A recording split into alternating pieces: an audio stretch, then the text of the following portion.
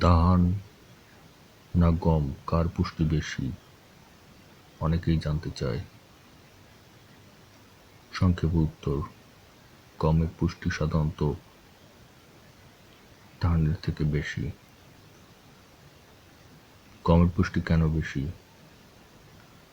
Protein বেশি, গমে protein বেশি থাকে, চালের তুলনায় শরীর গঠনে বেশি সাহায্য করে। 2, ফাইবার বেশি, গমে আঁশ বা ফাইবার বেশি, হজম ভালো রাখে, কোষ্ঠকাঠিন্য কমায়। 3, ভিটামিন ও মিনারেল বেশি,